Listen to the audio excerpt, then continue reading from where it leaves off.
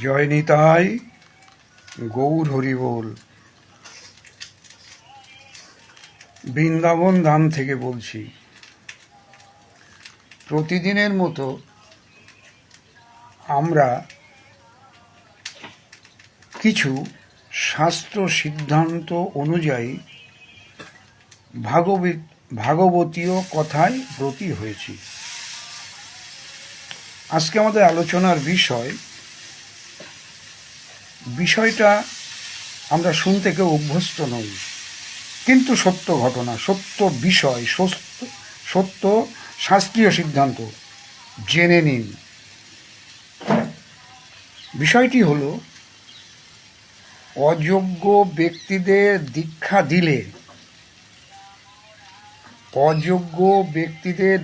দিলে গুরুদেবকে কি সাজা প্রাপ্ত হন? গুরুদেব কি সাজা প্রাপ্ত হন? অযোগ্য ব্যক্তিদের দীক্ষা দিলে গুরুদেবকে কি জিনিস ভোগ করতে হয় আমরা শাস্ত্র থেকে জেনে নিই। সত্যটা আমরা পেয়েছি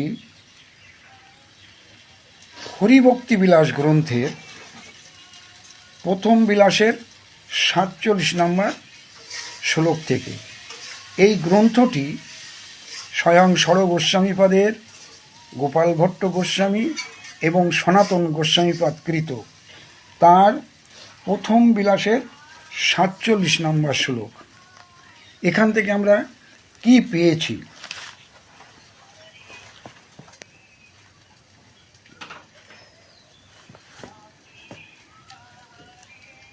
আমি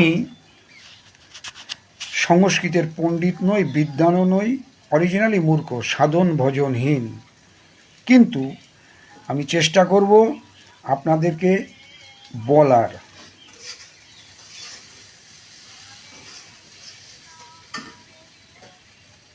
সাতচল্লিশ নম্বর শ্লোক, প্রথম বিলাস, হরিভক্তি বিলাস গ্রন্থের।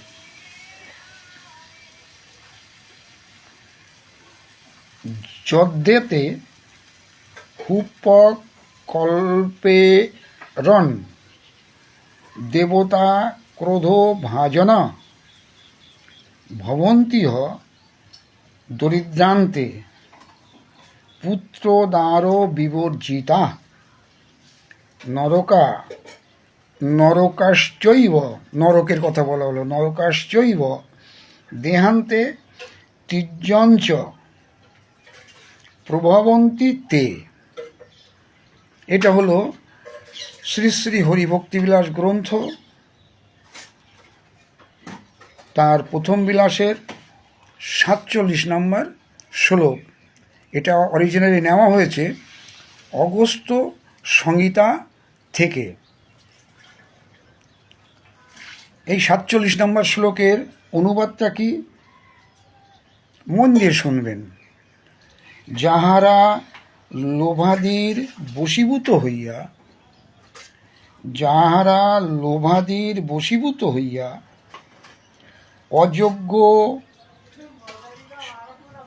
অযোগ্য ব্যক্তিদের দীক্ষিত করেন, যাহারা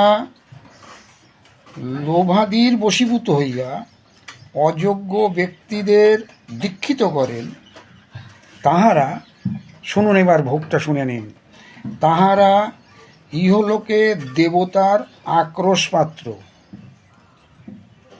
আক্রোশপাত্র মানে বোঝেন, ক্রোশের পাত্র হয়ে গেল, অর্থাৎ ক্রোধ।